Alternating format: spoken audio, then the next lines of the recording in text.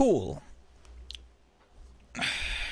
So as far as I'm aware, we are live. It is starting up. Hello and welcome to this episode of the Wrestled Wrestling Podcast in video format, of course, unless we're chucking on this podcast. But go ahead. The first one we're doing specifically on video. We've done the streams, obviously, but it's the first podcast. This is the third podcast, full review, all that good stuff. This is, of course, on WrestleMania 36. It's happened. It's in the history books. Night 1 and Night 2 we'll be covering today. And if you're at all interested at all, you can follow our Instagram at official_RHW. That is, of course, on Twitter as well. Myself, if you want to follow myself, is at RHW Kieran and Gareth at RHW Gareth. All that out of the way. It's all on the screen, isn't it? It's all on the screen. Everything is there. All that good stuff. But, you've got to say these things for all the listeners as well, as much as... Yes, of course. Yeah, exactly. So, WrestleMania 36. Yeah.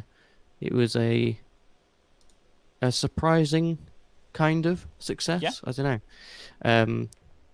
It was better than I thought it would be. They didn't suffer from the lack of crowd as much as I thought they would. Obviously, it's never going to be as good, but they... As we'll talk about as we'll go through every match kind of, I feel like, or most matches anyway, had their ways of getting around that. So yeah, I think it was a good one.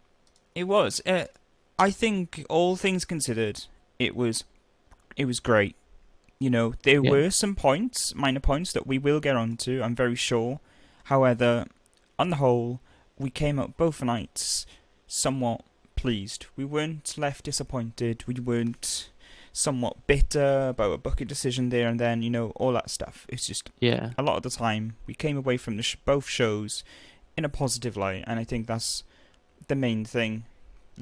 Obviously, that can be affected by how good the last match is and all that good stuff, but on the whole, exactly. On the whole, it was great. So I would like to. It makes sense to start with night 1. Yeah. Before we do that, do you have a preference as to which night you liked more? That is really difficult because I think both had their strengths and weaknesses. I think night 2 was better structured. It had the best beginning match in Rhea Ripley Flair. I think it had its little matches dipped in there, like Aleister Black, Bobby Lashley, Street Profits, Angel Garza, Austin Theory, and everything else sort of had its rightful place. Whether it was the 5-way with Bayley, that match, maybe, it was so-so, but it definitely had its place in terms of the ending, the way that they teased the idea of Sasha getting back at Bayley for Bayley attacking Sasha Banks, supposedly by accident, which it was. But, it had its place storyline-wise, and I think Night 2 was better in that regard, but Night 1 did have its strong points as well. I thought the ladder match was one of the stronger matches of both nights. Owens and Rollins as well. Owens and Rollins, that was really interesting, the way that they went about with the false sort of finish. Yeah. Yes, it was a finish, but ultimately it carried on. But I would say the Night 1 did have the weakest matches. And on the whole, I think it had the biggest disappointment, which we'll come to as we talk about it. Out of the 2 world title matches, men's world title matches, the Strowman Goldberg one was worse. I'd say I preferred the Firefly Funhouse match to the Boneyard match. I'm trying to compare every kind of thing that you can to the other one. I think Charlotte Rhea Ripley was better than Becky Lynch, Shayna Baszler, for example. All those things that you could compare across. I think Night 2 generally had better. But then probably maybe the one where, I don't know, I would be a little bit more split was the no DQ match between Rollins and Owens is probably most comparable to the Falls Count Anywhere between Orton and Edge. Yeah. And I'm not sure which one of those I prefer, but the fact that it's somewhat even, again, kind of just... I'm with you. I'm kind of leaning to Night 2, even though I think I enjoyed Night 1 more for kind of other reasons. I think that might be because I drunk more. but but yeah, I like looking back on it. Like night two, I think was just a bit better.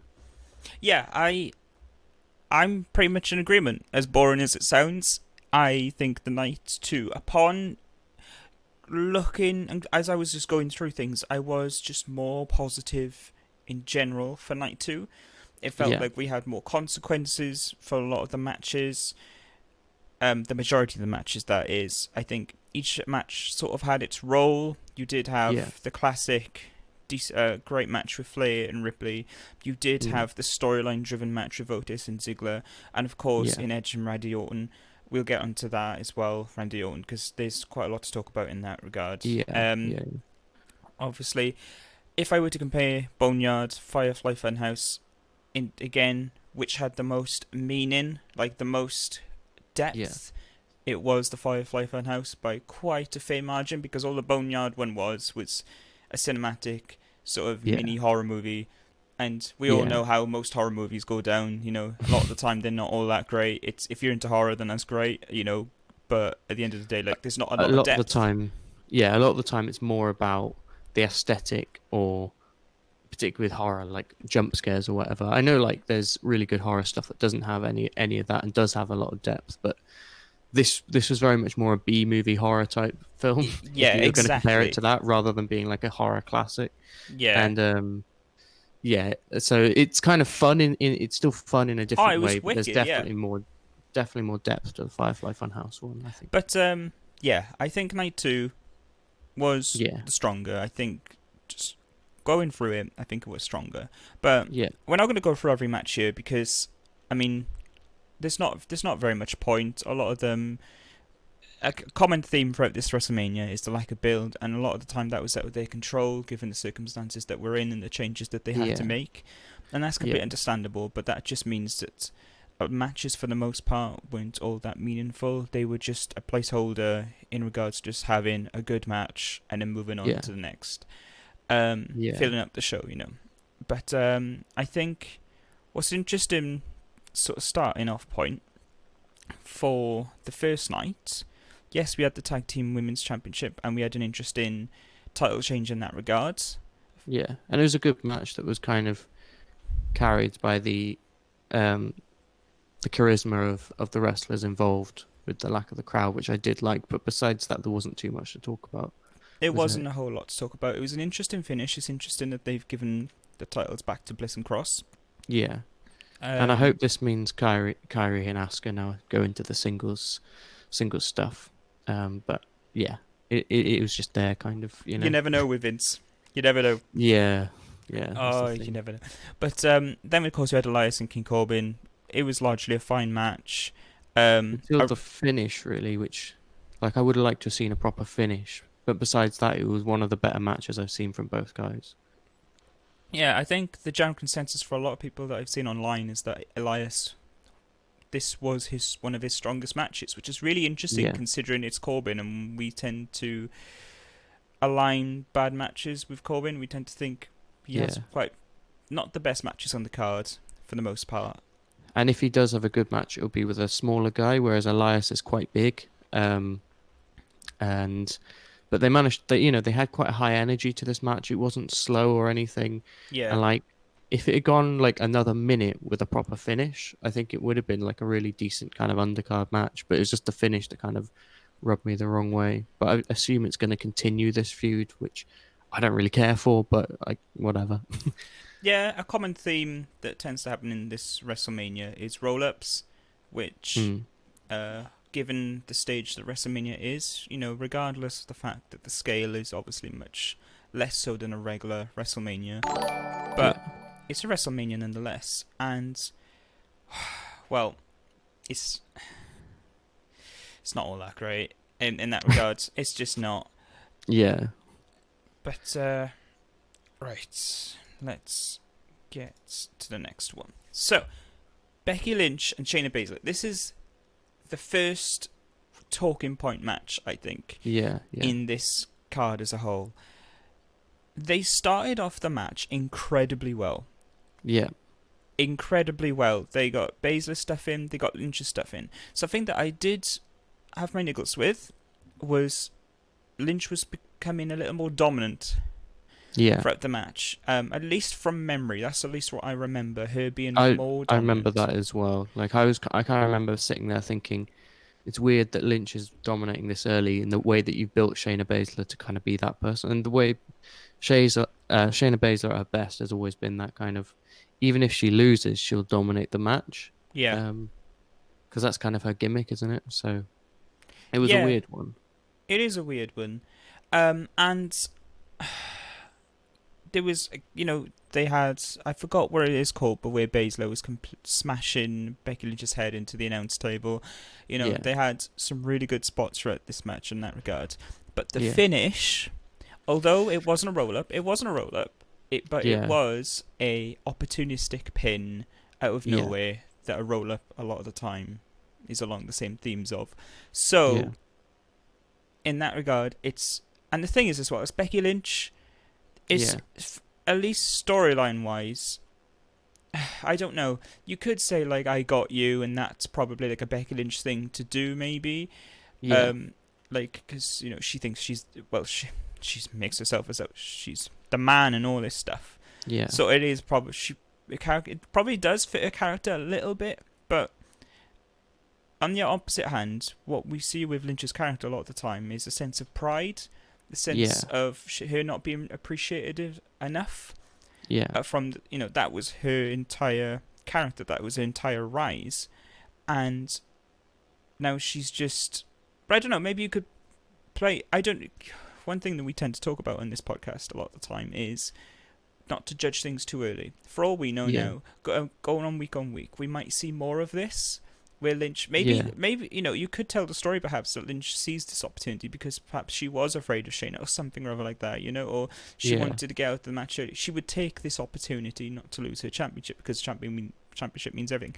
You never know what yeah, they could do, yeah, um, and that would be interesting. That would be more interesting than what we've seen from Lynch in more recent times in her feuds yeah. over the last year and the beginning of this year. But what about yourself? Like, what were your I thoughts? yeah, I agree with what you said. There's also a thing of like, from their point of view, I imagine they wanted Lynch to win because that's why they went with that.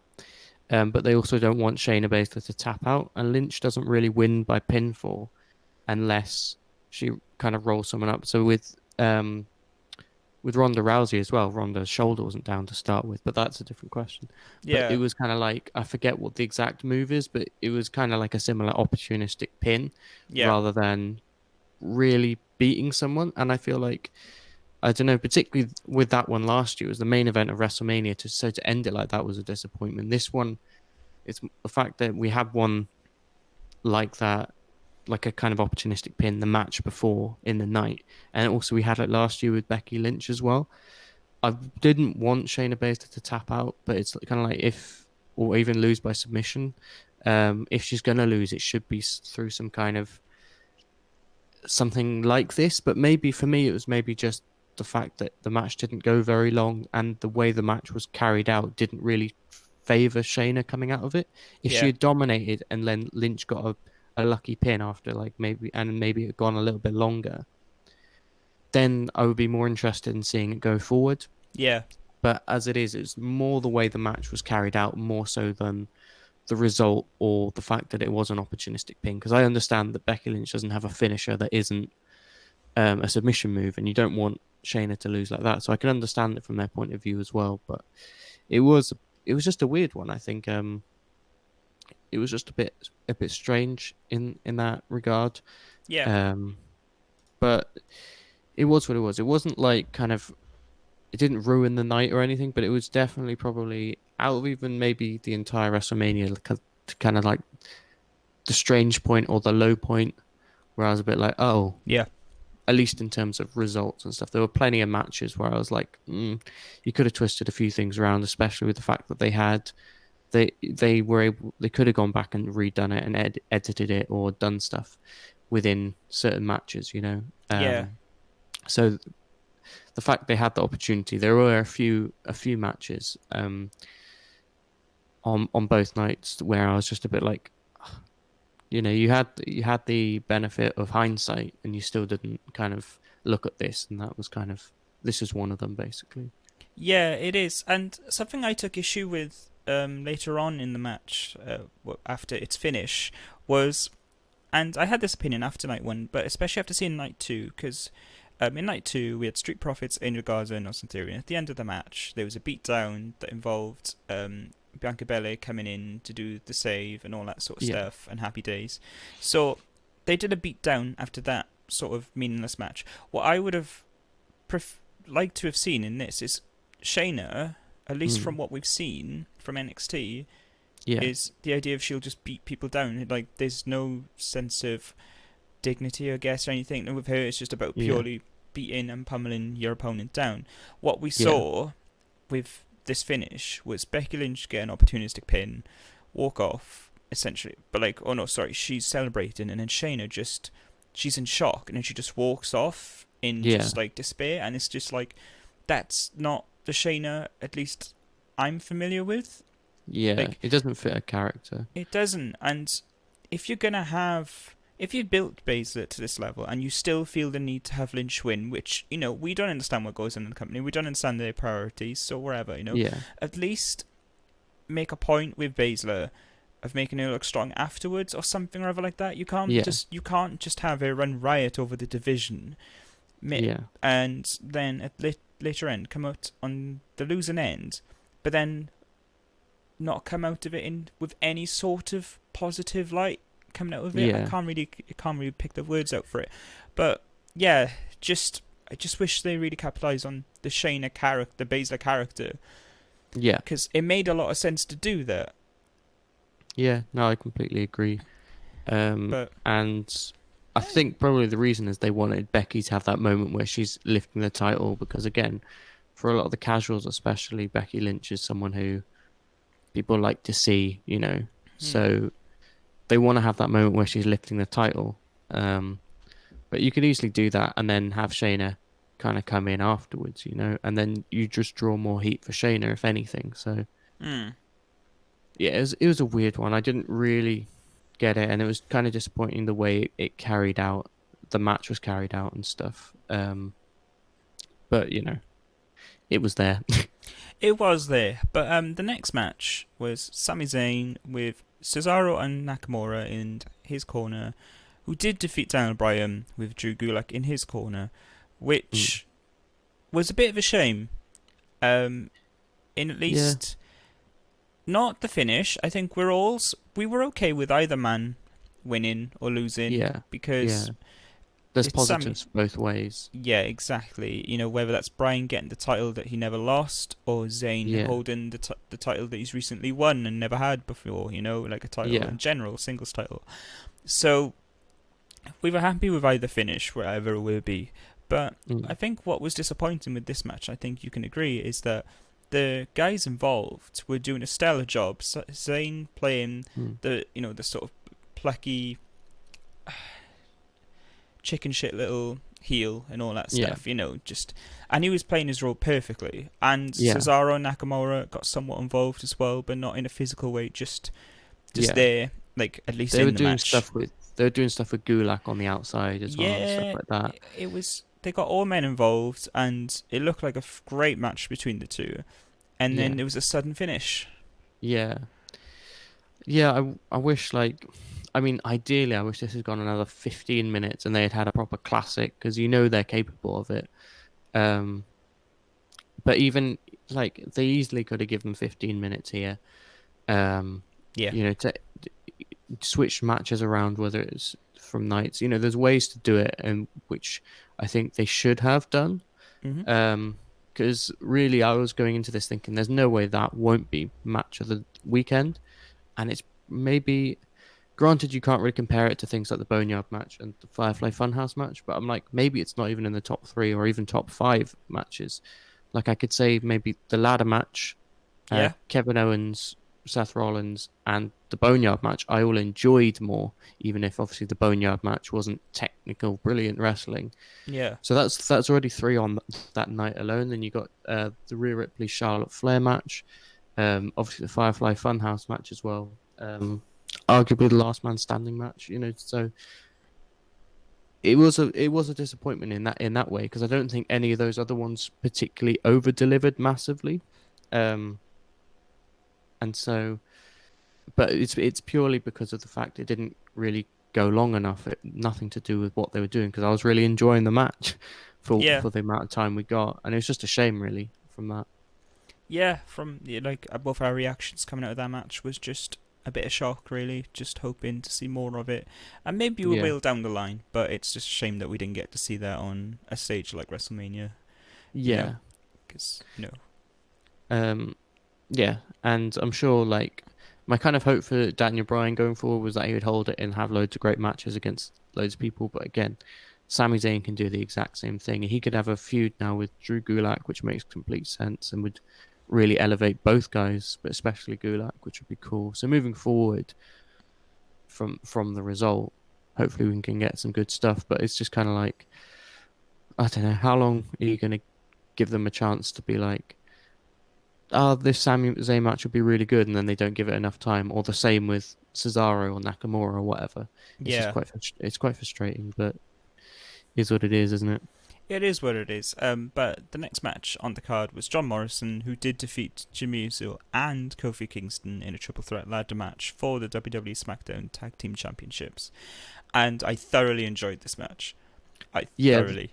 Go on. this was really good. I did have worries when they changed it from a tag team match to like a singles, because um, often triple threats aren't very good, and often ladder matches, or at least triple threat ladder matches or one-on-one ladder matches that don't have loads of people in, basically often they can disappoint. But here it really didn't. Like they managed to nail the thing of like selling so that you let the other two guys fight and then you come in at the right time. They just did all those little things that often hold a triple threat match back. They did those really well, and they utilized the ladders and got the good spots in and stuff. And it was an interesting finish, which kind of hopefully will give us the triple threat tag team ladder match with the full teams, because it wasn't quite. It was decisive enough to say that John Morrison won, but it wasn't quite. All the teams were up there on the ladder. It was about as close to a draw as you could possibly get here. Yeah, it did seem like, and I liked the finish. I like it when they go for more Mm. creative finishes like this, and Yeah. but it still applies to the logic that, because I wasn't aware of the logic, but it was Mm. it was easy to comprehend the idea of, okay, the man that holds both, the first man to actually take the belts away Mm. from the whatever you call it, wherever it's holding them, the frame that's holding them, Yeah. then they are the they are the title winners of that Yeah. match, and that was easy to comprehend. It made a lot of sense, and like you said, if this means that we do get the triple threat tag team match that was Yeah. originally scheduled, then that'd be fantastic as well. But I just thought, in general, Yeah. all guys within this match did a great job, especially Jimmy Uso, given, I doubt he's done many matches where he's by himself. Yeah. He's pretty much like probably over 95% of his matches, if not more, have been in tag team. So the fact that he comes in big stage, and can just wrestle a really good match like that, and it's not like he was being carried through any of it. It was just all No. three of them being brilliant as well. If So anything, my favorite part was Jimmy Uso. There was a particular yeah, highlight where he was just like, he's dead, because there was a spot, if I remember correctly, where Kingston got hit with a ladder or something or other like that, something like that. But basically, it looked like Kofi had just died in the ring. yeah, It just looked as if Kofi had died, and just Uso was like, right, he's dead, I'm off, and like just shouting yeah, this. Also, in terms of talking about shouting, um, this WrestleMania was a real highlight for a lot of the more vocal wrestlers within the company. You yeah, got to, like, Corbin excelled here, yeah, in like a lot of. There was sometimes a bit cheesy. A lot of the time, when you just get the same old huh, you're yeah, like, you think you could cope with me and all that, just crap trash talk. But like, yeah, a lot of the time, he gave. I am gonna miss it a little bit when we get crowds where we're not yeah, gonna really hear a whole lot of that anymore. Because I do think that did help the matches, Yeah, you just get more character from the wrestlers. Like, Yeah, as much as you don't get the atmosphere from the crowd, you do get their character. Especially like again, you mentioned Corbin, Asuka, and Kairi Sane in the first match as well. Especially Sami Zayn was really good with it as yeah, well. yeah, Um, and there were countless others throughout both nights. And it was just really good to see. But again, when the crowd comes back, that will all go again, or not go, but it will decrease. You do hear it anyway, but like, yeah, no, it was really good though, and it did help with the lack of crowd as well, obviously. yeah. But then, of course, we're moving on from there to Kevin Owens, who did defeat Seth Rollins twice, in Yeah, fact. technically, yeah, Yeah, um, yeah. It was really interesting and cool because they had either they're having a decent match, and then Seth Rollins gets disqualified, and you're like, we were just there like, oh, we got fully worked by it. Um, and then, but then Kevin Owens is like, oh yeah, I want more. You can't just run away like that. And then they had an even better than no DQ match with a big spot of Kevin Owens jumping off the WrestleMania sign thing, and then he hits the stunner, gets the win and all that. But it was really good, and I really liked the story. Like again, speaking about like characters being able to show what they're all about. Kind of Rollins did that through his kind of trying to coward his way out of a match, and then Kevin Owens, despite the fact he's just been lumped over a head, still wants more, and then it goes on to get the win as well. So, and it was a shock once Kevin Owens did say he wanted more. I thought Rollins was then going to come back and use the weapons and then beat him, yeah, but I was quite pleasantly surprised that they gave that to to Kevin Owens, especially because I thought the winner of this would then challenge the winner of the WWE Championship next because it's kind of like makes sense. They just had a big win, so I thought it'd be Rollins and Drew McIntyre, but obviously we got Owens and Drew McIntyre. Um, Rollins can still challenge him, because of you can it's justify it with Rollins. story, yeah, and it's Rollins, but it was just a nice surprise. I wasn't expecting it really, and I did get fully worked, so I guess that's a good sign of them doing their job well. Ah, that's fair. What, like, talking about people losing and automatically going for a title? Who was that? That was recent, right? Something happened Um, with that recently, where someone just lost and automatically inserted themselves into a title picture. happens all the time in WWE. I can't Yeah, remember.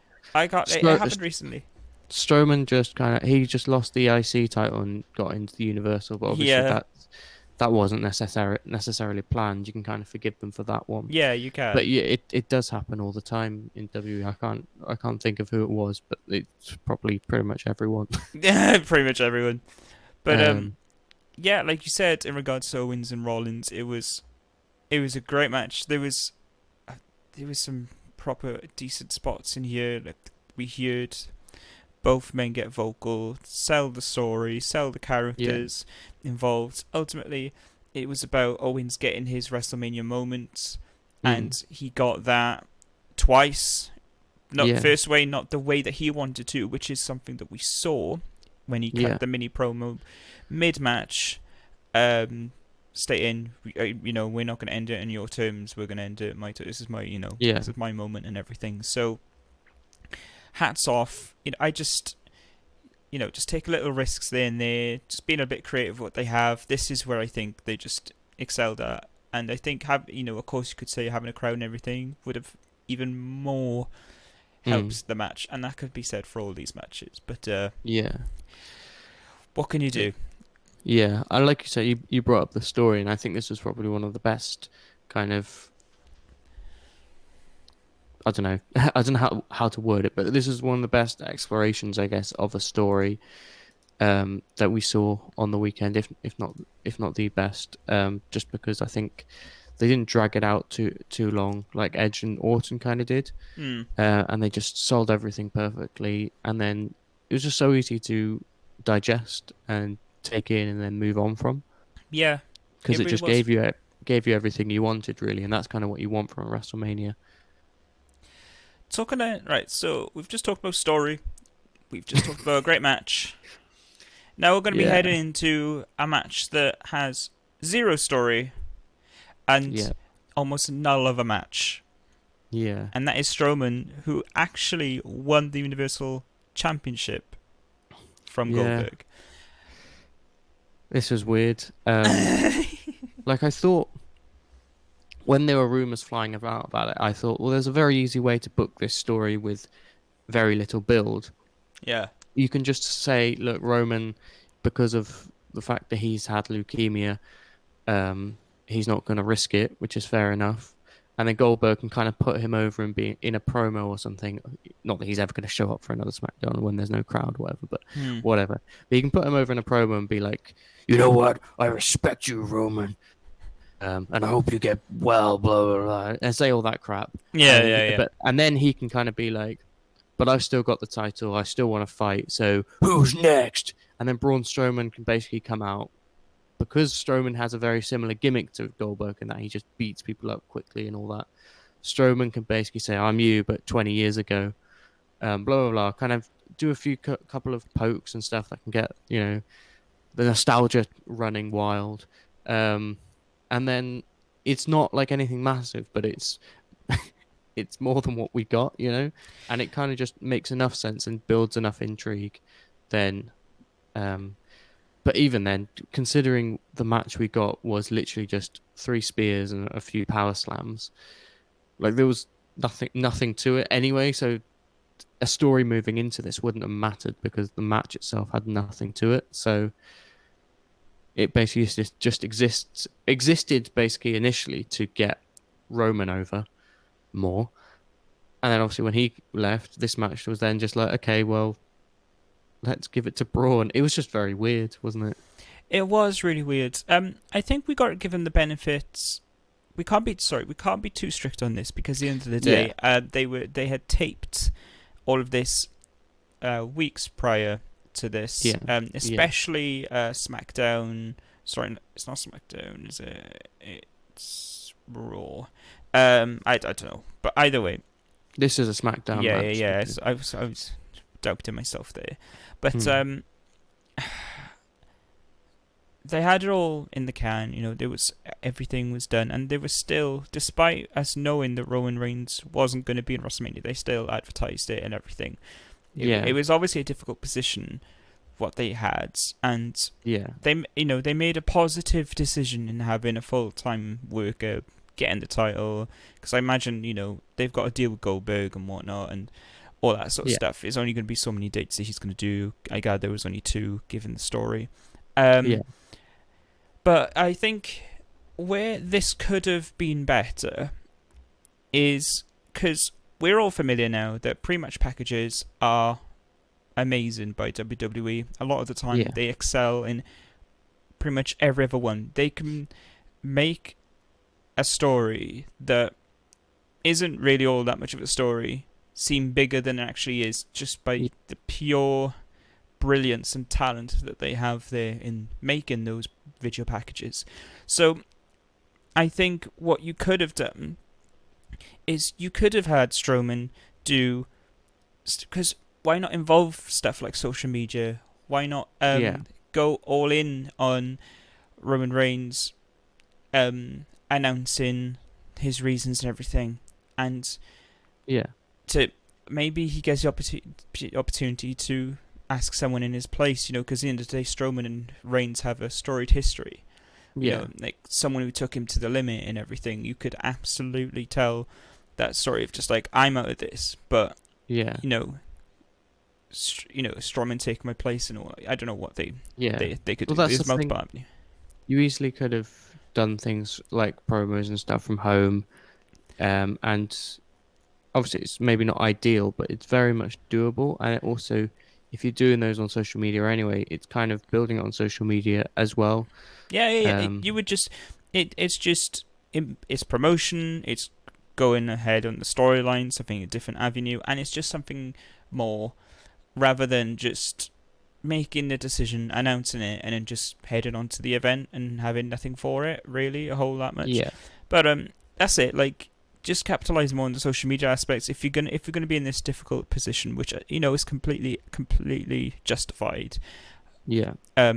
you did have the opportunity just to make this bigger. And in the match itself, what did disappoint me with this, yes, it's Goldberg, but at the end of the day, it's taped. Yeah. You could absolutely do more here. Yeah. Like, I know Goldberg is, he's an older gentleman these days now, and it's very limited what you can do and all that stuff. Yeah. I get that. But with all that being said, it's you could have stretched this out a bit more. You could have told a bit more of a story. You could have. It was just. It very much was going into a WWE game, having set finishers to max, heading into the game, and just spamming them and hoping to get a pin.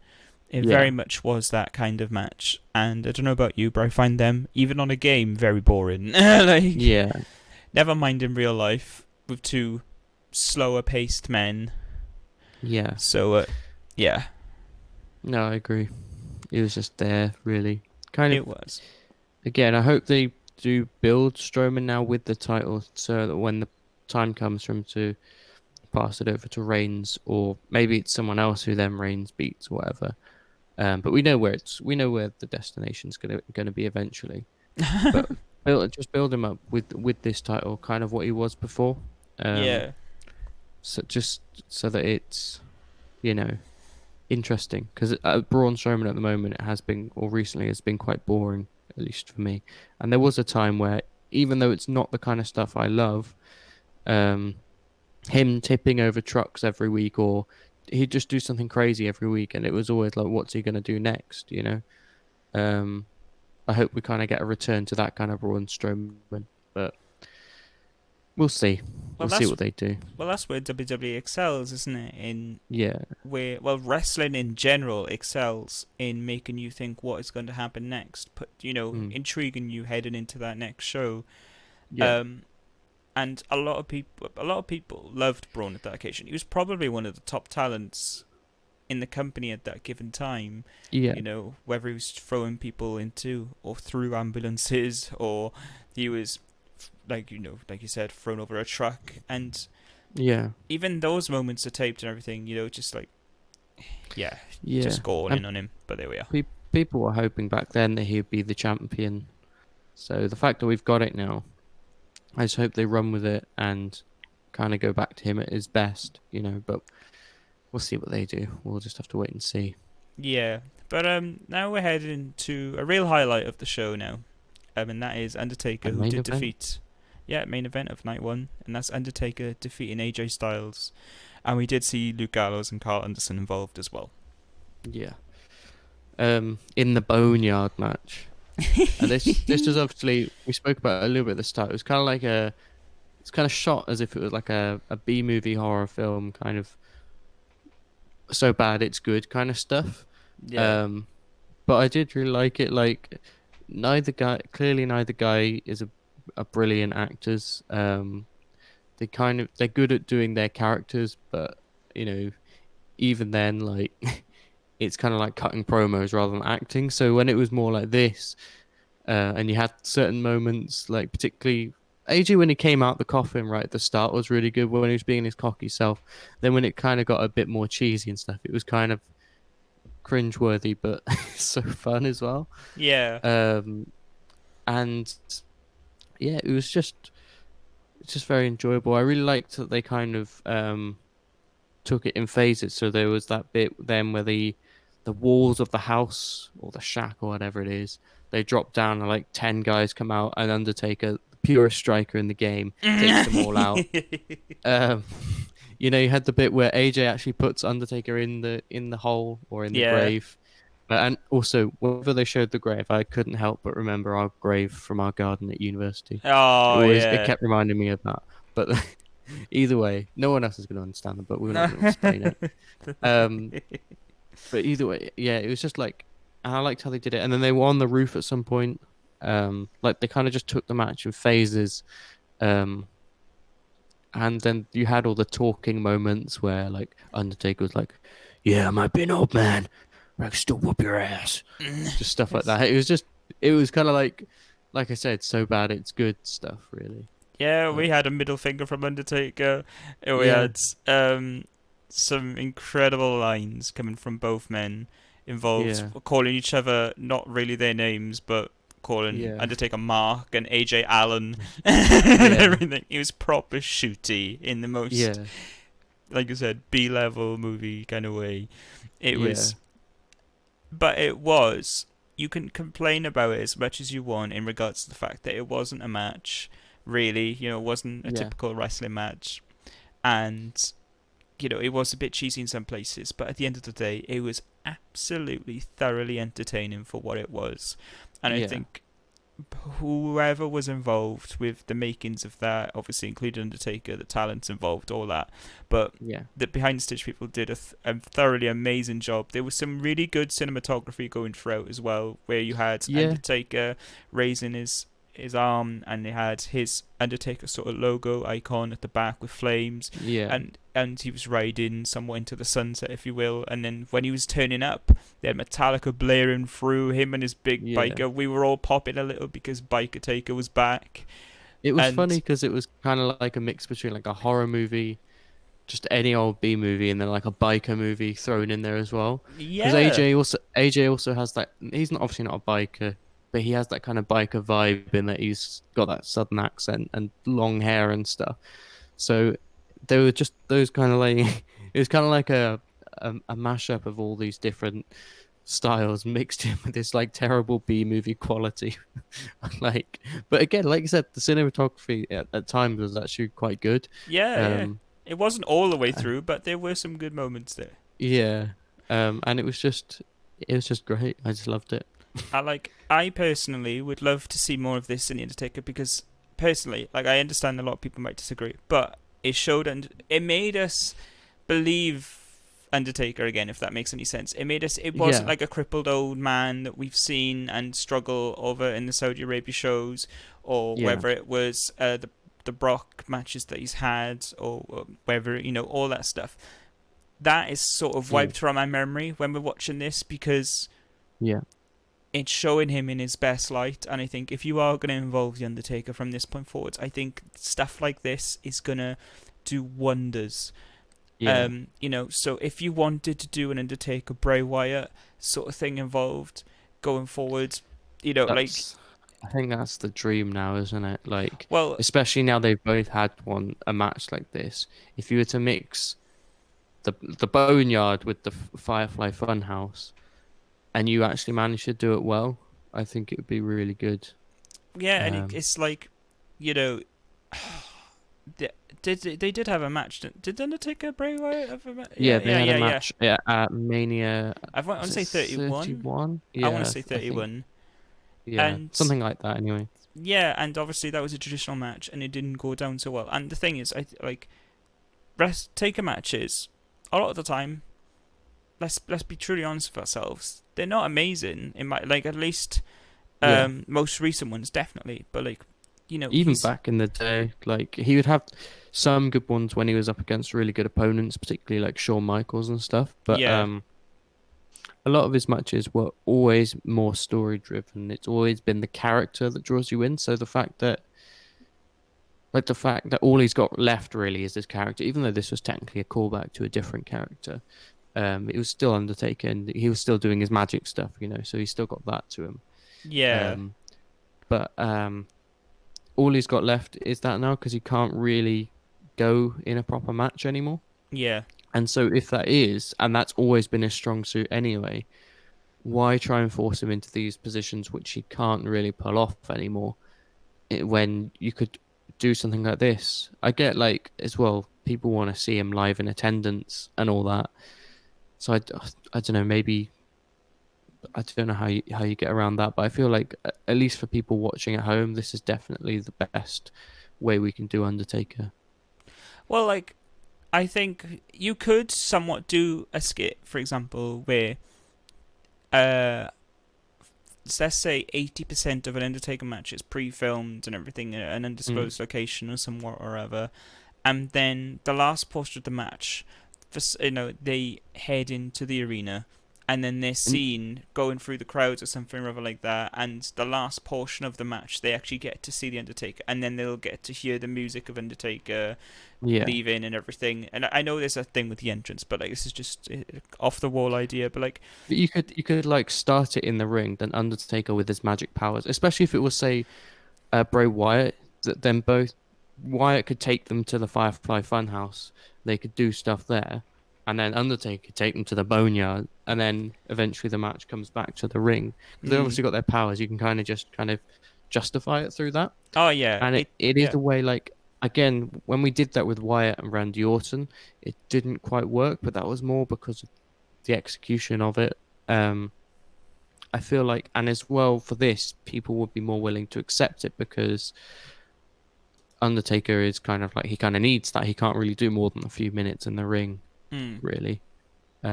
So, but yeah, I think like the Fiend Undertaker might be the way for next year, or maybe even whenever Undertaker wants to end his career and do something like a Firefly Funhouse mixed with a Boneyard.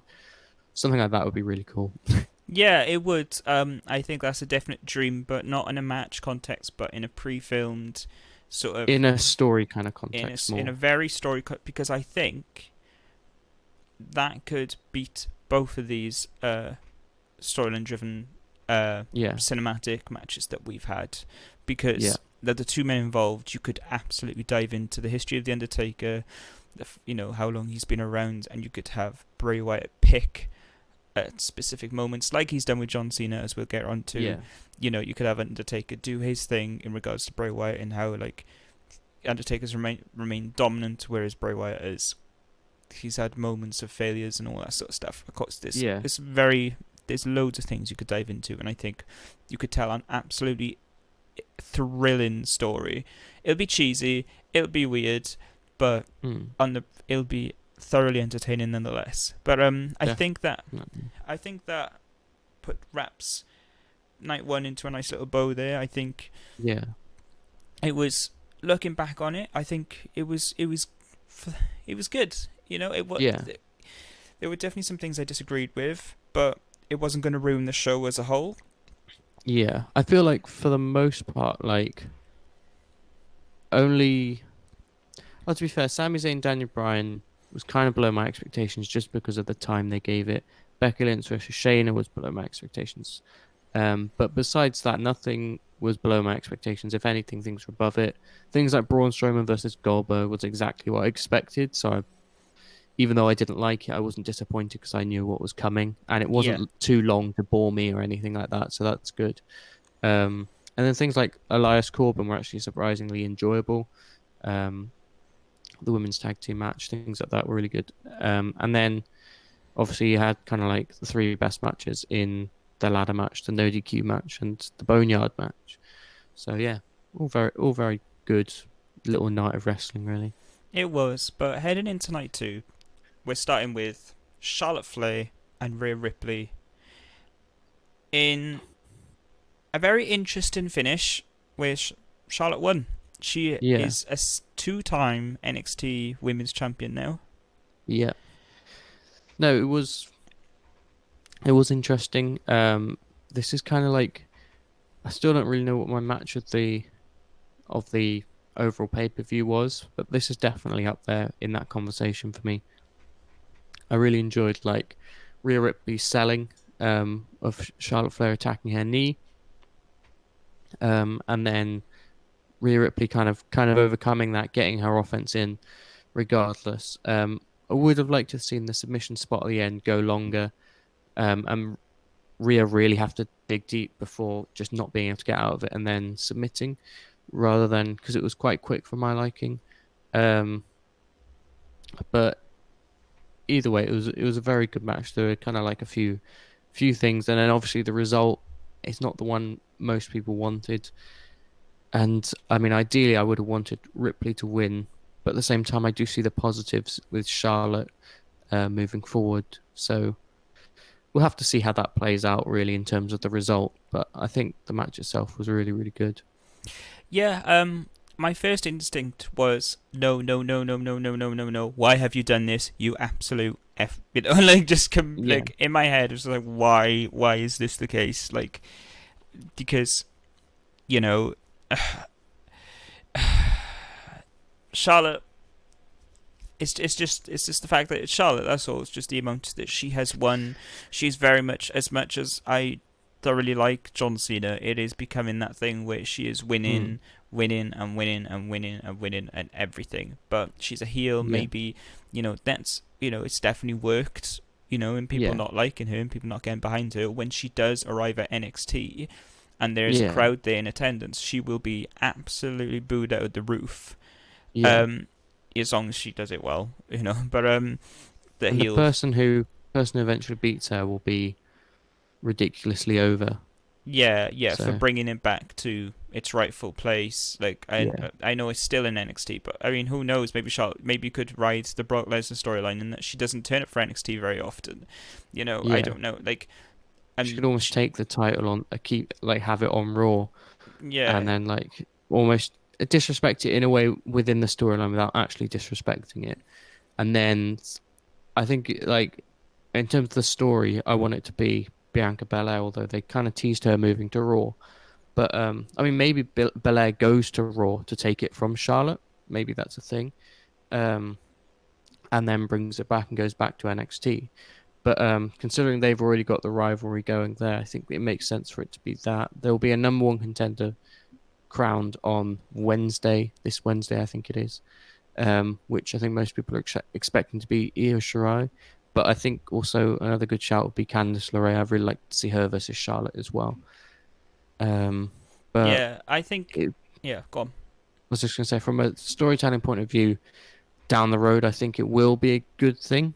And I also think it's good that Rhea Ripley has had a setback because she hasn't really had one since coming over from Exactly. NXT UK. Yeah. So there are, I think, from a storytelling point of view, it is the right thing. It's just the only problem is I prefer it if it was someone like Sasha Banks or someone who hasn't had all these moments all the time, rather than Charlotte who does. And it just kind of it's another one where I'm just like, this didn't need to be Charlotte really, but yeah, Yeah, and I think there is sort of a reference point to Asuka in how Asuka losing to Charlotte mm, ultimately did let the Asuka character down. I think in the long term, Asuka probably would have benefited more from that win, more than anything. Um, yeah, and the thing is, you can have Asuka lose, but you could have done something with her going forward in a main event level wave in terms of women's division, yeah. of course. It's Um, like you should have had the story of her having her redemption. Then you did because she eventually won the SmackDown title and stuff like that, and she did do stuff, but there was never really that proper build to it. It just things happened, you know. Exactly, and that like I'm not going to go too far into it because we'll get onto it, but like that's some issue that I've had with some people winning the match, some title matches here, in that because due to the program heading forward, it's just like I do think there's definitely a thing where winning a title is always good, absolutely Yeah, no doubt. There's no doubt about it, but I think that win is elevated by a hell of a program heading in. You know, yeah, at the end of the day, you can have it's an obvious statement, but look at Diamond Bryan and the way the program went head into that title win meant a whole lot more. That was yeah, his first proper title win, right? No, yeah. yeah, yeah, it was. And the Well, one not on technically. WrestleMania, It the what he one on did. WrestleMania 30. Well, he won it at SummerSlam, and obviously he got cashed in afterwards. He'd been World Heavyweight Champion before that as well. The one But it because he was, lost to Sheamus, but this is the first time he was properly a main event. You know. but that's what I mean. There's winning the title, and there's been like in the main event picture having that title. Yeah, There's two completely different things. yeah, Um, and it seemed like that was the case with John Cena and everything, and all that stuff. But mm, like there was, I, I just think that's what's going on with like Strowman, and I hope with McIntyre. Like I know McIntyre had one hell of a program going in, and I know a lot of people on social media are all for it. I yeah, think I am a bit of a pessimist on this more so than anything, mm, and we'll get into that. But basically, it's just programs heading in just didn't feel strong enough. a lot of the Yeah, time. Like, I think a lot of people can agree that a lot of these matches didn't feel like WrestleMania worthy, and that's not because of the talent. It was because of the yeah. programs heading in. It Well, didn't like feel big enough. Charlotte versus Rhea Ripley, when it was suggested, I was like, yeah, that's a WrestleMania Mm. match.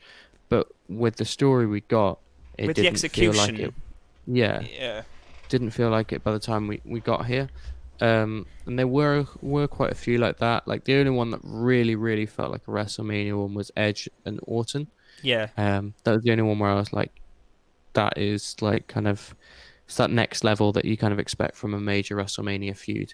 yeah, Wyatt Cena maybe could have been with a bit more build, but it was kind of just a couple of promos back and forth. Like I would like to seen a few more thing like stakes raised a little bit more. yeah, I didn't want the title on the line because I think that makes it too much about Cena, and particularly for what this match ended up being, definitely not having the title on the line because I feel like title probably should be defended in more of a a normal traditional manner. match. Yeah, yeah. Yeah, that's just my feeling for it. No, that's fair. But either way, should we move on to Alistair Black versus Bobby Lashley? Have you got something else to say on Ripley and Flair? No, I didn't really finish the point, and that's my fault. But Okay. like, I like, yeah, just when Rhea Ripley lost, it was like a no situation. But again, giving Mm. things time, seeing how things play out, and give her a couple of months. And if all we see is Rhea Ripley, eventually there isn't much of a story planned for her. She is. They did give it to Charlotte because ratings, and she just planted on her, Yeah. and then they're just going to work things out week by week, which I don't think is a very NXT way of working with things. But at the end of the day, Charlotte Flair is like favored by Vince, and I Yeah. think the idea very much is ratings involving Charlotte. I don't think Yeah. this. Well, there were reports apparently that she was looking for something else. Like apparently Yeah. she was. There were requests made. Who knows what those requests were, but Yeah.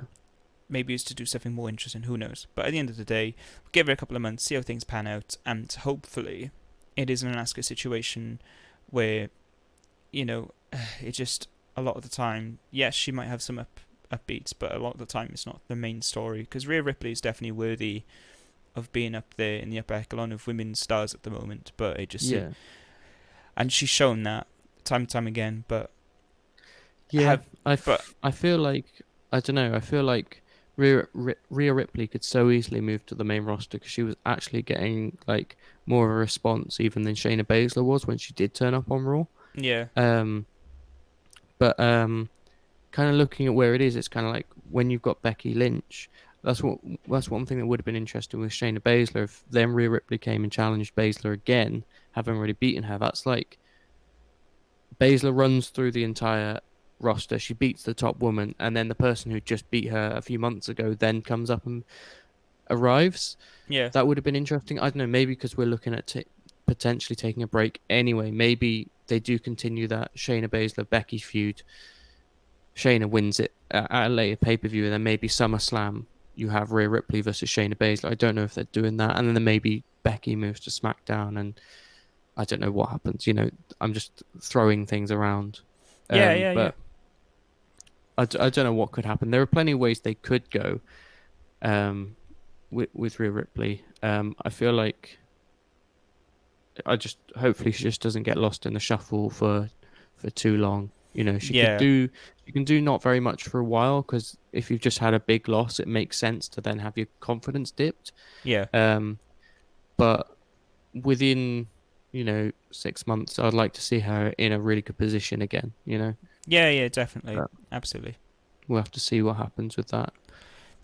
But we're moving on then to Aleister Black and Bobby Lashley with Lana in Lashley's corner, of course. And this was largely quite a meaningless match. They teased Yeah, some sort of dissension between Lashley and Lana, given that Lana advised Lashley to do the spear yeah, at a certain occasion, and ultimately that went that into cost Black's him. favour. Yeah, And cost Lashley the match. Black wins. We were all expecting Black to win. I don't think there yeah, was a lot of surprises into this. Lashley and Lana, the chemistry between the two is very awkward. It's very, yeah, um, it's just it doesn't ooze any sort of charisma. It's no heat. yeah, There's just a lot of nothing. And the ultimately Lana taken away from Rusev and Rusev being taken having Lana taken away from him, I think ultimately isn't going to be a good outcome. I don't think I think Lashley definitely would benefit from with a voice, but I don't think Lana is that voice. No, no, I don't think he is. Don't know if they want to bring back Leo Rush to do that. I know he had a lot of issues with traveling around and on the money he was on. Mm. Um, so he's probably much happier in NXT. Um, but yeah, I mean, they did work well together. Him and Lashley and Rush. You could even like, I just feel like they're never going to do anything with Bobby Lashley, so you might as well put him in a tag team with someone who's got more of a voice and he can be the muscle for that tag team or something, I so that think. you're not Oh, well, wasting a talent like Leo Rush without having him wrestle because he's really good. Something like yeah. that would be a good spot for him, but I don't know. Off the top of my head, look, when Leo Rush in that role was very much a bit of a hyper man, and I think someone who Mm. could um, maybe play that role, who is somewhat on the main roster, who was at least when he was on the 24/7 championship. I think Drake Maverick Mm. could be a good mix. I don't know. I don't know. That would be a very interesting one because Um, he's go on. it would be a very interesting dynamic, wouldn't it? Because you'd have like this kind of massive bloke in Bobby Lashley, and then this tiny guy in Drake Maverick who runs around and constantly gets himself in trouble, but has Bobby Lashley backing him up. It would be really interesting and funny if nothing else, but then still you could still play it off as a legit tag team because Bobby Lashley, from his size, you could be like he can probably take most tag teams on his own, as long Well, as they're not both in the ring at the same time. well, yeah. I think it's like Drake Maverick does when he's given the right stuff. He does ooze ultimate charisma. He made that 24/7 the main Yeah. highlight for a lot of people on social media when he Mm. was involved with that picture. So I think maybe that's a good. Speaking of 24/7 championship as well, you could do R-Truth in something like that. Yeah, you Um, could. You could. like that would be another one that's That interesting, that's a and great recommendation. Yeah. yeah, something like that. Someone that allow because Bobby Lashley can be quite funny as well, Yeah. especially in things like that, and that's why this kind of Lana thing isn't really working because they were doing it kind of tongue in cheek for a while, and then they stopped and tried to make it more serious, and it just that's where the chemistry completely died. Um, yeah, like I don't know. You can do something. I don't want to talk about Bobby Lashley too much. 'Cause it's not something that actually interests me that much. But No, no, no. But I just think coming out of this match, that was the main talking point. Yes, Black was obviously going to win. We all knew that. But the main talking point here, I think, is that Lashley and Lana isn't going to work in the long run. And I yeah, think before I know Lashley is the reason that Lashley isn't interesting to you is because he just isn't interested. So I just think ways of yeah, making him more interesting would be having that hype man role near him yeah, again, someone along the lines of a Leo Rush, of course. But yeah, we're heading into in my opinion, a great match with Otis and Ziggler. Don't get me wrong, it wasn't a classic by any means, but storyline wise, I think it was everything that it needed to be. The one thing that I was a bit confused by was jumping to Deville aligning with Ziggler. I didn't get the point of Deville her caring that Ziggler wins this match all that much, because at the end of the day, her story right now is letting Mandy Rose down yeah, and ultimately getting getting on good terms with Mandy again and being in Ziggler's corner, in which both of them have you know betrayed her. She's going on about how she's missing her and she's calling and there's no replies and everything, and then she's aligning mm, herself with the person that she's yeah, organised this entire thing with. Just doesn't make a whole lot of sense. But yeah, with all that being said, I am sort of happy that I think it was Fire and Desire they called themselves. yeah, I am sort of glad that has deteriorated a little bit now, because I think Sonya has a lot more to give. I think Mandy has a yeah, lot more to give as well. yeah. No, definitely. I think like Mandy presumably goes into like somewhat of a manager role with Otis and Tucker. I don't think Otis is going to be a single star moving forward, but Otis and Tucker with Mandy in their corner kind of makes them that slightly bit more interesting, I guess, to the average viewer. I don't really care that much, but yeah, you know, it was a fun match. So this in it again, it was a nice spot to just break it up, especially coming just before a very serious kind of another long story, but much more serious one in Edge versus Orton. It was a nice kind of light relief that kind of prepared you then for something like that. So I think it was a good spot on the card for it as well. Yeah. But yeah, it was a good one, and you had Mandy come and help Otis, and then have the nice ending and stuff, which everyone wanted. Again, I wasn't too invested in it all, but it was fun. I was somewhat invested in it. I was like, and it was cool. It was fine. Yeah, It wasn't like phenomenal. It was just light-hearted. It had a good resolution. It was upbeat at the end, and ultimately, I think in terms of what we got yeah, um, hopeful futures heading in with Sonya and other, just other possibilities that you go around doing as well. Because who yeah, knows, that could really pay off. But yeah, then we've got Edge, who did defeat Randy Orton in a last man standing match. yeah, Um, so in regards to this match, the beginning was really strong. yeah, That being Randy Orton disguising himself as a cameraman, his music hits, and maybe like a minute, half, 30 seconds, somewhere around that line, music coming in. This is where Edge starts to doubt where Randy is, why he isn't mm, turning up.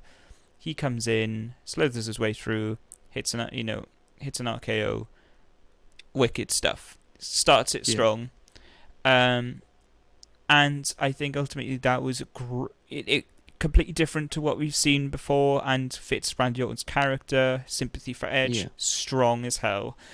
yeah, Then where this match, for me personally, starts to derail, starts to go a bit south, is we then head to this phase of them just brawling. But yeah, the problem is that it was the same brawling for probably 20. I want to say 30 minutes. yeah. I, I I feel like the good bit at the start lasted a couple of minutes, and the good bit at the end lasted a couple of minutes, and the match itself apparently was 36 minutes. So it's about half an hour of just moves, really, yeah, and kind of random brawling backstage. And this is why, like, I understand why people are saying like, storytelling masterclass because of the finish and stuff, particularly, and the emotion that brought out. But I don't really see where the storytelling was throughout the match because it was just kind of mostly back and forth, just brawling throughout the um, performance center, really. And there wasn't really a whole lot to it. There wasn't a whole lot of nuance to it. Um, and it did get quite boring. I think this was the match that we talked through the most until he got to like the ending sequence again because it was one of the more boring ones throughout, even though the finish was so good and the start was good, you know? yeah, it's exactly that. And I think they were definitely creative in that Yeah, brawl. There were definitely some really great spots. We had Randy Orton choking Edge in the gym area. We had yeah, Edge like Spider-Man in himself, like just mm, hooking on to this sort of, I can't really, like, metal sort of rail and whatnot. He's grabbed himself onto that and drops an elbow into Randy Orton. Obviously, we had Edge yeah, jump off basically the height of a ladder onto Randy Orton as well. Like, there were definitely some really creative spots going in there.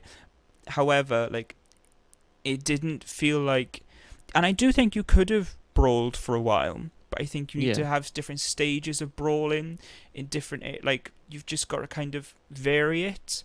yeah, Um, but all it was backstage, just hitting one another for half hour, yeah. and the main. That's not to say that this match was bad. It's just the main point here is that you could have cut that brawling in half, and it Especially because it wasn't probably, live and like you yeah, easily could have scrapped half of it. And I think as well, this probably would have benefited more from being about 20 minutes and having big spots because like one thing with the last man standing match is you do need to take a lot of damage to justify being down for a 10 count. yeah, However, you can do that with kind of bigger spots where rather than just punching each other constantly, moving around a lot. There's plenty, and again, they showed they had like some innovative ways of creating offense with this, but there was also too much kind of just, again, almost just felt like they were just like, for a lot of it, just punching each other in the head, which obviously hurts in real life, but in the wrestling world, we know that's not a serious move. So, um, yeah, it was just weird, really. It was It, extremely for a long strange. part of it, but again, come the ending of that, it justified everything because you then got the ending, I guess. But I feel like people can enjoy a certain part of a match and then take the entire thing as being brilliant, whereas I really feel like, especially with the editing, like this, the fact that this wasn't live, the fact that they did have the chance to edit it, I just don't understand the decision not to do that, really. Yeah, that's all. And all the point is here is it could have been half as long as it was, and it probably would have benefited from it. And that's it. Yeah, That's nothing yeah, taken away from the rest of Evolved or anything like that. It's just um, length of matches is definitely a fine art, I think. yeah, And getting it right. I think yeah, some matches definitely got it right. Some matches definitely got it wrong. yeah, And I think that for a large portion of this WrestleMania was a particular low point because yeah, there are some matches that definitely deserved more time, and there's probably matches that deserved less time. Alexa Bliss, Nikki Cross, Kabuki Warriors, that was 15 minutes. That could have easily yeah. been less than 10 minutes long. You had, um, but then there was some really good highlights. Owen, Seth Rollins, that was just under 20 minutes. And that was Well, that was that one was perfect. it Same was as like great. ladder match and stuff. It was great. Charlotte Flair, Rhea Ripley, that was extremely well timed. We Yeah, could have had a couple a bit more into the finish, like you said, in terms of the submission, but that's yeah, that's just nitpicking along. That was a yeah, great match, and it goes throughout all of them. But I think a lot of people agree in regards to this. This was just it.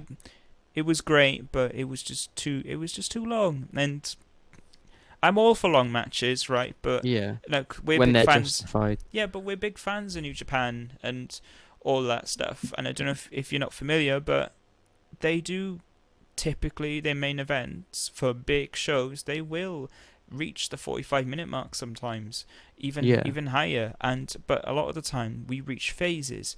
There will be a time where they're taunting to one another, where they're feeling each other yeah, out.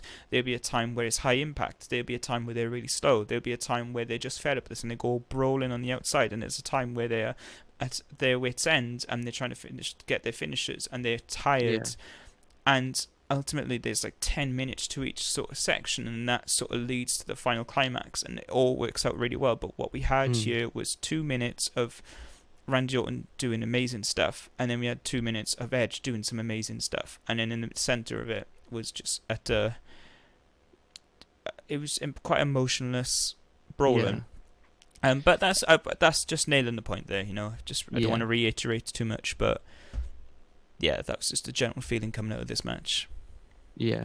We then had the Street Profits versus Angel Garza and Austin Theory for the Raw Tag Team Championships, and obviously the Street Profits won. It was a fairly decent, like short but decent match for what it was. But I think the big talking point kind of comes afterwards.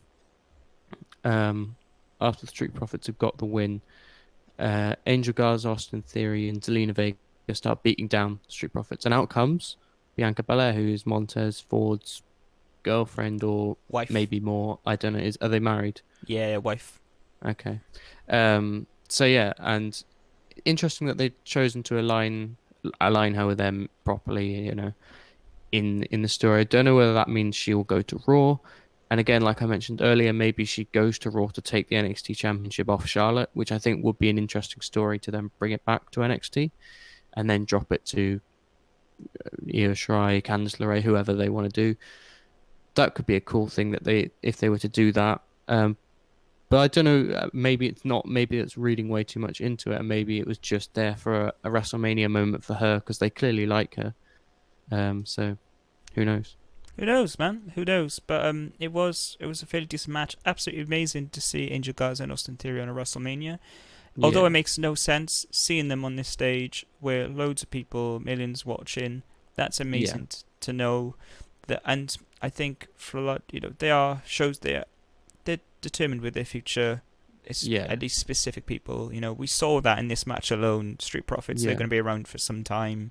Bianca Belair, Angel Garza, like this is definitely a lot of talent that we're going to be seeing in the future, and they're investing in that. Even if it's just a little bit, at least we're seeing it here. So that was really good. Yeah. It's just nice to see, really. It is. It was really good to see. But I mean, that's all we have. That's all I just have to say. That's basically all there is to say on it. Yeah. But then we got Bailey. Also, Montez Ford is brilliant. There we go. Yeah, Montez Ford is absolutely. In a couple of years' time, I need to see Montez Ford do a singles run. Yeah. I need to see it because that guy has so much charisma. It's unreal. It's so much energy, and his athletic ability, the way his drop kicks, his frog splashes, everything about him. He's like weightless when he jumps across, the ropes and whatnot. It's just Angelo Dawkins definitely has his place, and I definitely think he does.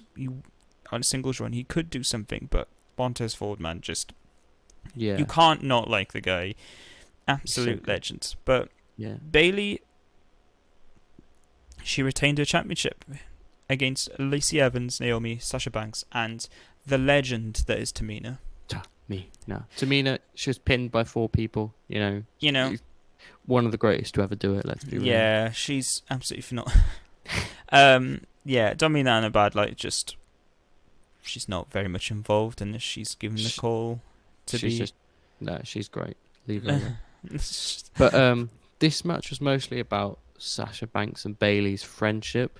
I did like, they did give everyone enough of a shine. So Tamina was obviously put over by being pinned by people. She was kind of sold as the big badass of the match, even though she was the first one eliminated. Naomi got in a little bit of offense. It was a shame to see that she was the next one to be eliminated, because I wanted to see her go up against Sasha Banks and Bailey. But then we did get probably the best showing I've ever seen, personally, from Lacey Evans, when she was taking on Sasha Banks and Bailey. And Bailey accidentally attacking Sasha Banks, and then Lacey Evans capitalizing on that, giving Sasha Banks the women's right, gave us the start to this next little chapter, I guess, in the Bailey and Banks storyline, where Bailey then has to take on Lacey Evans on her own. It's kind of a fairly even match between the two of them from that point on, and then Banks gets involved and helps Bailey win. And then there's nothing happen after the match, nothing physical, but you do see a look from Sasha Banks as she gives her the championship, and then as she walks away into the background. I wasn't sure whether she was going to come and attack her, but it was interesting. So it's an interesting match. It is. They're teasing it, but it's giving it the slow build, and ultimately that will result in good stuff going forward as long as they stick with a plan that they have. So hopefully that's the case. Yeah. Bailey and Sasha, they have definitely had one of the strongest female feuds in recent memory. They've done incredible stuff together. So that, and it's obvious that we're leading to that point. But as long as they take a slow burn with it, they don't rush into things. I think ultimately it will work out for the better for both women involved. Lacey Evans was especially an MVP coming out of this match, which I don't think I'd ever say a year ago. I wouldn't have expected it to be the case. She last year when she was involved with Becky Lynch, it goes without saying, she wasn't to that level. She just, and I don't mean that in a negative way. It's just you could just tell that she just wasn't, but she's come leaps and bounds since then, and that women's right to Sasha Banks that knocked Banks out of the match was absolutely phenomenal. She came out like a real workhorse towards the later end of the match, and I think she really gained a whole lot, at least a lot of respect from me personally. Not that that means anything, but I think if that's going to be representative to quite a lot of people as well, maybe yourself even, because we both agreed that she came out here looking stronger than she's ever been. And absolutely, So, and I'd love to see that continue and hope, and because at the end of the day, the SmackDown women's division is really suffering, And I don't even think that's because of the talent involved. I just think that's the investment, the booking going into the Yeah, talent. Naomi has all the potential in the world to go out and do amazing things. yeah, She has the ability, she has the charisma, she has everything, but that's just not the case. Lacey mm, Evans, as we've just talked about. I mean, even Sasha Banks, when she came back, they like, yes, she was in a high profile feud, but she never really come out of it on the winning end or anything to gain yeah, from it. Um, Bailey having that title, it's a very lackluster title. They need to invest more into their division and to the yeah, programs that they have. I know it's a very general statement to make, and we can all agree with it. But at the end of the day, this is evident for that. But at the end of the day, if we get a good program with Sasha and Bailey, ultimately both will look stronger. Then you can get them involved with other talents, and you can build from there. So yeah. No, and I do think I agree with you on like the women's SmackDown roster thing, it not being great, but I feel like this match was a really good showcase for the five women involved. Not so much Tamina because she was kind of just she was the first one eliminated, but the other four I think all came out of this looking a lot better. Uh, Sasha Banks not necessarily looking better, but that story progressed. So she kind of gained something still from it. yeah, But Naomi and Lacey Evans came out looking better. Bailey, this is probably her best title defense so far, so that's obviously a positive for her. And I thought this match was going to drag, but it honestly really didn't. And so yeah, it was above my expectations for sure as a match. yeah, it was great. But then we're heading on to an amazing highlight. Yeah, Look at him smiling. He knows where we're going. It was. I rewatched. This was the first time I ever rewatched something the next day. Really, at least in recent yeah, memory. I rewatched it this morning because I just really needed to get my head around it just before this review and everything. It yeah, was just, and plus there's so much going in it. There's so much underlying themes heading in that you just got to rewatch it maybe a second or third time to really get all the meanings behind everything that you're seeing. But it was absolutely phenomenal. yeah, I'm sorry, it was absolutely phenomenal. And John Cena, the fact that he was involved in this, and you could tell he was all in on it. yeah, And, like we saw him, they saw revisit Cena's first major debut, yeah, challenging Kurt Angle, his word life gimmick, yeah, and then we went through Bray Wyatt sort of phases in regards to him, as the cult figure and whatnot and everything. yeah, They went to NWO times. They went to Saturday Night Main Event, yeah, and I say in this, like, there was underlying themes throughout it all. They twisted John Cena's promo in that he's going to end the most overhyped, overvalued talent in the yeah. company, and they managed to tilt that phrase upside down and place it on John Cena. I Like, did have a feeling when he said that. When he said that initially before we came to WrestleMania. I did have a feeling in my head like a lot of people have said that about John Cena. mm, So and then when Wyatt was saying you're gonna face yourself, um, I was like, what are they gonna do here then? Because it felt very much like they were going down a route of what they did. And then I don't know if you saw Adam Blompier's booking, like fancy booking of WrestleMania. He did kind of like he kind of summed it up as like almost a budget version of what we actually got, basically. mm, But basically, that kind of idea of Cena kind of almost burying himself in a way, yeah, uh, and that was a really nice thing. It did.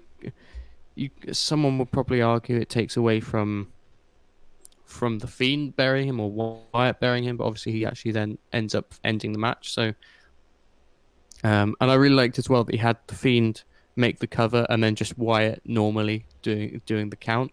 mm, Although I think it maybe would have been funnier if they'd done um, the Wyatt that lost to Cena if he had done the count. But who knows? Maybe that wouldn't have been a better idea. But so many things went on throughout this. I don't really even know where to start talking about it. It was just so good. yeah. It was. phenomenal. Like the way it just started out like a normal match, then John Cena just teleported to Firefly Funhouse. We see the puppets at play in various parts about the match. Um, Again, the pretty much package beforehand was really strong as well. Um, it was just ultimately a storytelling as good as it gets for me personally. Like in terms of what WWE can do with this. Yeah. Well, it's the best I've seen. It's better than the Boneyard match. What I'm saying is, it's the best Yeah. they've done in this realm of match that they've done. And it's just I was completely blown away because I loved the final deletion, I love the ultimate deletion, but ultimately what they are is just craziness and just ridiculous things happening, and Yeah. you just enjoying the spectacle that you're seeing, and that is just ultimate. Just logic is thrown out the window completely, and you love it for that. You know, that's all it is really. There's not Yeah. too much underlying storyline value there. Whereas with this, and it was the same for the Boneyard in that matter to some extent, but Yeah. this was just filled with underlying themes for both wrestlers involved, and it was it was really cool seeing Wyatt challenge Cena on the idea of opportunity. You know, he was made him like John Cena said himself that he was indestructible, and then Bray Wyatt said it to Cena's face, like, you are indestructible. You could see like, even though they said the same thing, like Cena saying it, he's like portraying this obviously John Cena character, like no one can beat me, you know, and all that sort of Mm. stuff. But when you hear it from Wyatt saying that in a different, he presents it in a different way, then you can see Yeah. how that affects Cena, and how that, you know, just those, it's just very minimal. There's much more going on, but just those little Yeah. things at every single turn, it Yeah. was, and there were so many funny things. It was mocking WWE itself with Mm. saying that was some good shit, with Vince Yeah. McMahon coming in, and like it was a bit with Vince McMahon telling, "Do you have the ruthless aggression to put all your personal endeavors out the window?" You know, basically stating that, you know, he's going to put his heart and soul into the company and whatnot. Yeah. And it was, yeah, it was just utterly phenomenal. It was just brilliant. Yeah. That was It like was, I feel like if for some reason someone hasn't watched this, just go and watch this match if you're not going to watch any of the rest of WrestleMania because it's so unlike anything else you ever see. It was again more of like a selection of promos than it was a match as such. But I think it was just the best way to put it is it was just like it was just a story within itself, yeah. um, rather than being a match or anything. It was just something mental from Bray Wyatt's mind. And it's kind of funny, really, because this is something I'd expect AEW to come out with, this sort of style Yeah, of thing. But WWE has shown here that they are absolutely capable of reaching those sort of ridiculousness, but ultimately really interesting, intricate, as far as they can get intricate, and yeah, like just storylines that it was just surreal. It was definitely surreal. I don't have words for it. It's yeah, honestly because that's how ridiculous it generally was, but ridiculous in such a fun, entertaining, meaningful, and ultimately thrilling way. Just all that. It's all that stuff. And as Gareth has said, if you haven't watched this, you are doing yourself a huge dishonor in not seeing it as a wrestling fan, because my God, yeah, this is going to be something that we're going to look back on for years and years to come as a really, because the one thing I did worry for this WrestleMania is that obviously given the circumstances it's going to be hard to pick out moments in here as really yeah, big moments within the rest WWE history books, because at the end of the day it's like a huge point of that. When we look, every time we see the streak end, we always see that guy with his jaw dropped, you yeah, know, and like audience reaction plays a huge part in yeah, a lot of moments, and we were going to struggle with that. But I think there's definitely some points in this, whether it was the Boneyard match, whether it was the Firefly Funhouse match, it just, we definitely did have some really stellar WrestleMania feeling big moments here. So yeah, in that definitely. regard. But talking of WrestleMania moments, Drew McIntyre defeated Brock Lesnar in the main event, the proper main event, the last match of WrestleMania 36. Yeah, he defeated him.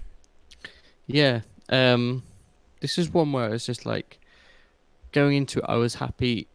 I was going to be happy with either result because, well, on one condition that Drew McIntyre does eventually get that win, because it was one of those ones where it's like where I was worried that you'd need the crowd for it, and you want the reaction and stuff. But as it happened, I don't feel like I don't know. Number one, I don't feel like it was the moment that kind of people kind of portrayed it to be anyway. Um, I almost feel like his moment was more the Royal Rumble, and mainly because of the way this match went, in that it wasn't, they didn't tell the story that he had to struggle to get there. It was just a collection of moves, if you know what I mean. And I feel like the bigger story match in this kind of in this wider story of Brock versus Drew was at the Rumble, where he eliminated Brock Lesnar and then went on to then beat everyone else and get the win in the Rumble. So yeah, I don't feel like it was maybe that moment in the story that's super memorable anyway. So maybe it didn't necessarily suffer as much, or it wouldn't have been as good with the crowd as people maybe would have thought it would have been. But they ended up going with it anyway, even though there wasn't the crowd, which I am glad about. I am glad that he's got the title, and it's nice to see something new, and I'm excited for where it goes from here. I'm not Drew McIntyre's biggest fan, but the Rumble match did get him over in my eyes as someone to be somewhat invested in as a top guy. Um, and also the wider story of him leaving the company, coming back, his story in life is obviously one which just makes is heartwarming as well. So it's nice to see that he's actually got to that top of that mountain now. But I'm kind of more interested in where he goes from here, really. But yeah. Yeah. Um. Um. I'm in the minority with this. I did want Drew McIntyre to win the title, but I just don't know if this was the right moment Mm. in. And I said this in our live stream, but I've seen a lot of people say, like, they've said about some matches in both nights how a crowd really would have benefited if you were to do something with a crowd. This would have been a match, and like, but in my personal opinion, that definite match was Drew McIntyre and Brock Lesnar. I think any other ones like Strowman and Goldberg, I don't think there would have been too much of a I think there would have been a big reaction just to see the loss of Goldberg and Strowman winning it. It would have been somewhat of a decent reaction, but I think Drew McIntyre ultimately winning, that would Yeah. have blown the roof off. Yeah. And I think the whole story with Drew, long term, is great, but Yeah. I do think sometimes the more recent story should also resemble that long term story as well. Yeah. Um, so not all the time, but I think in this case you could have went with it and it would have paid off a bit more. So if you did have, because Drew McIntyre did have the upper hand Yeah. in the Royal Rumble in a very strong fashion, Yeah. um, which I really enjoyed. I'm with you there. And then we head into this WrestleMania match, and he just topples him, with not too much effort. It didn't take. It wasn't. It was a finisher fest again for the most part. With obviously Brock Lesnar doing his thing, and all the Drew McIntyre was really doing for the most part was Claymores. Yeah. At least that's what I remember from memory. And I don't mean to be a pessimistic, but I just think it would have really benefited with the crowd. So I just think, and you want to draw that sympathy for Drew. So I just think maybe long it in that feud just a little bit more. And I Yeah. understand people will say WrestleMania moment and everything, but it's like, but I think what will be in the history books more is Drew McIntyre winning at that Rumble. Like Yeah. I like the highlight. That's the proper highlight here. Yeah. Um, at least because I don't know. That's just it feels that way, at least for me. So Yeah. I'm not against this decision. At the end of the day, we now have two full timers who have worked their asses off, and they've got the two top titles, and we're gonna see proper investment for both involved, Yeah. and that's great. There's nothing wrong in that at all. But it's just like, I do believe in I do, but I was gonna go into song then. I do believe where I think the the more recent story of that person getting the title and the momentum heading into it and Mm. the payoff and everything means more than just getting the title. Yeah. Yeah. I think it's more the moment. Like, it's not the 1, 2, 3 for me. It's the match as a whole. It's the way That's that it plays out. And that's what I mean. When you say it's more the moment, um, it I thought you were going to go a different way and say it's more like him in front of the crowd. That's why I don't think it was missing the crowd as such. I think it was missing a good match more so. Obviously, the crowd would have benefited as well. yeah, I'm in agreement Uh, with you here as well. Yeah. like all these matches pretty much would have been better with the crowd. But like I just wish they had done something proper with the story of the match. Because it was just a finisher fest, and there wasn't like yes, Drew was on the back foot to start with.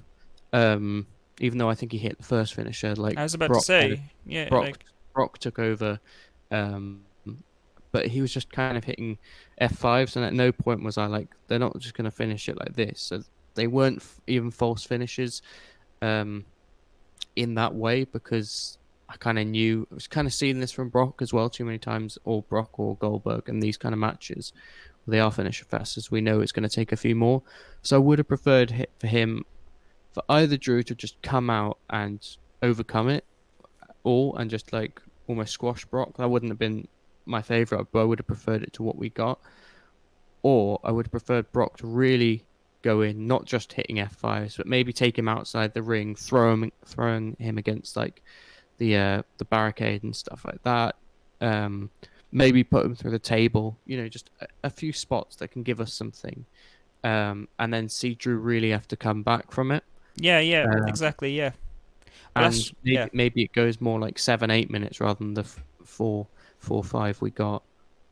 But it's like exactly because I mean it's almost like playing the long term story within the match. You could have had it where yeah he had potential, so he does hit the Claymore first.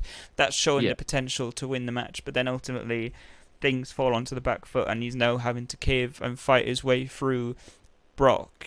And I yeah, think I'm just drawing that comparison. Not every feud needs to be that way, but it's just coincidentally the case that you could have played that out and where Drew McIntyre he has potential in the match to win the match, but ultimately he is on the back foot and he's having to fight his way through the entire thing. And if it was, say, 10 minutes at the very least, in my yeah, personal opinion, then at least that draws more sympathy for McIntyre. At least, like in this case, without the crowd and everything, that I would have just been more invested for McIntyre in the match as a whole, and it would have just yeah, felt bigger. It would have just felt bigger in that way.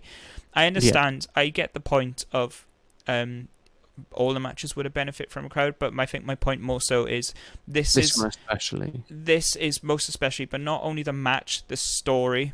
Yeah, yeah, It's a huge thing with Daniel Bryan. It kicked off from Royal Rumble onwards when mm, he escaped the Wyatt family and everything, but it started with SummerSlam. It yeah, was, it took a lot of time to get to that really big climax. So yeah, I'm just drawing that comparison in regards to this, and just thinking, if you just give it more time, yeah, the story will benefit from it, and the possibility of a crowd there will make that momentous occasion even more. I.e., it's something bigger for Drew. It's something bigger for the story. It's because Brock Lesnar, they bring in Brock Lesnar. It's not a Goldberg deal where they probably have set dates. They do with yeah. Brock, but I imagine Brock is more But, flexible. but he's there pretty much for every big show anyway. Yeah, So the yeah, and SummerSlam he's gonna be there anyway. exactly. So like and to be honest, I think WWE should treat SummerSlam as a bit of a WrestleMania head in it. I know it's not a WrestleMania, but my God, just you're like It'll be the this biggest is show this year. It should be. yeah, they've got to make it that the case now. I Well, they think as don't. well. Go on. Sorry, often WWE focus too much on building everything for WrestleMania, um, when they often leave SummerSlam a little bit light, and they could do some bigger matches on SummerSlam. Like often it's a better show, but only because they're not doing their WrestleMania stuff, you know. And Yeah, sometimes WrestleMania is too clamored, whereas you could have held some of that stuff, or you could push that on to the next SummerSlam a whole, or do it a bit earlier yeah, on on the last SummerSlam or whatever, you know. yeah, Um, and yeah, something like that would have been like, and then so many people we think of when it comes to WrestleMania moments. When it comes to SummerSlam moments, there's not as many. yeah. Uh, you have Well, the Bret Hart match well, at Wembley I and want to stuff say, like that. I want There's to not say as many. British Bulldog won a big title over in SummerSlam. That was in UK, so that was a big thing about it as well. But at the end of the But day, yeah, that was a moment it we was, remember in a SummerSlam. You know? yeah, exactly. And I don't know, you can almost make that more. Then when it comes to SummerSlam, those are the memories you're thinking about more so than WrestleMania, where even if we did have the crowd and the good match, they still wouldn't compare to probably the top 20 WrestleMania moments. Um, so yeah, I don't know. Maybe it would have been better to hold it off. I am glad that they've I'm done it. glad. But, Yeah, like, yeah. This it's it's one of like those things of like, if you're trying to find the perfect scenario, then yeah, and this is nitpicking. At the end of the day, ultimately, like I said, yeah, we've got two full-time guys with the top belts, and we're moving forward with that. Money in the Bank is coming up. They're advertising it now. Who knows what's going to happen in regards to that? yeah. Um, What I kind of hope for moving forward is with Drew McIntyre. So I'd really like to see a feud with um Seth Rollins there for the top title. I think that's like, I'm thinking of like realistic ones. Potentially AJ Styles as well, because he's another heel who's on Raw. But Andrade, I just saw the picture before we were recording this of him with Andrade. Zelina Vega posted it, and from their NXT thing, and that never kind of got finished. And I think now that would be a really good way to kind of establish Andrade within that, whether he's the one to beat Drew McIntyre down the line or whether he doesn't win. If even to just put him in there would be a nice thing to see, I think, I think with Andrade.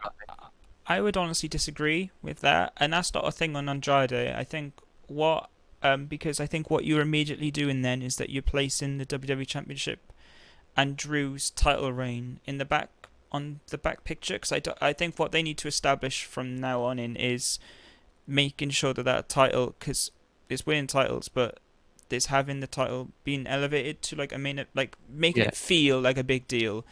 I mean, yeah. and so I think Seth Rollins, Kevin Owens, those kind of Oh yeah, guys, I wasn't like saying no, do no, that as I know. feud. I think like Andrade, I think is someone who's eventually got to get there anyway, and I think it would be a nice, because you've got history already there to fall back on, and the fact that Andrade's already beaten Drew. If Drew gets the win, it doesn't really hurt Andrade because you can always say that, but it's a way of establishing Andrade in that main event. Mm. But again, that's not like a SummerSlam main event. That's like an Extreme Oh no, Rules. I'm not saying that. I think what I'm saying is more so you've got to make McIntyre look like a big target for the big people within the company, and then that's where when that title reign as a whole feels a lot more significant, and Yeah, then that when you have the littler guys who, and I say little guys, but the more mid card level guys go dipping into the main event, it mm, feels bigger, because otherwise, if you have lower card people going for the top titles, that drags the top title down more so than yeah. anything. You need it to No, be I do agree. You've got to establish Drew first. That's something yeah, more I'm talking about for the future. But yeah, for the yeah, time being, people like Seth Rollins and AJ being former champions, especially, would be really good. exactly. Yeah, exactly. I know that's very status quo. That's very WWS thinking, but it It will drag things down if you had, because was it's like when they did it with Corbin and Rollins. Part of the issue was that they dragged it out too long. The other thing is you just come off Rollins beating Lesnar, at WrestleMania. He had a really good match with AJ Styles, and then he just randomly went into this feud with Corbin. And if it had just been the one match and the one thing, it probably wouldn't have been such a bad thing. But they did drag it down, and they kind of dragged the title through the mud by Yeah, doing that. So they definitely have to do it in the right way for sure. yeah. But Um, yeah. Overall, that is our full review of WrestleMania 36, both night one and night two. I hope you've enjoyed and all that good stuff. Please, we'll be reading the comments afterwards, so leave some comments if you'd like to join the conversation, put your opinions up, all that good stuff. And if you like what we do, then all our links are down below. If you'd like to follow us, all that good stuff. But either way, I think looking back on WrestleMania 36, I think we'll come away from it thinking it was a very unique show, a valiant effort on WWE to provide some really great entertainment in very difficult times at the moment. yeah, And ultimately, they come away with something that a fair portion of it will remember in a good light. We've yeah, got some exciting things going forward in regards to Drew and Braun, like whether you're into that or not. It's not the status quo. We don't have Brock, we don't have Goldberg in the top pictures anymore. yeah. Um, No, at least it's something new, and we can get some fresh matches, if nothing else. yeah, exactly. And yes, Charlotte's got the title, NXT, and all that stuff. But who knows what they might pull out of the bag in regards to this, and maybe some talent will benefit with being involved with Charlotte. Who knows? But either way, thank you ever so much for listening in or watching with us, all that good stuff. And I'm sure we'll be seeing you very soon. Thank you. Goodbye.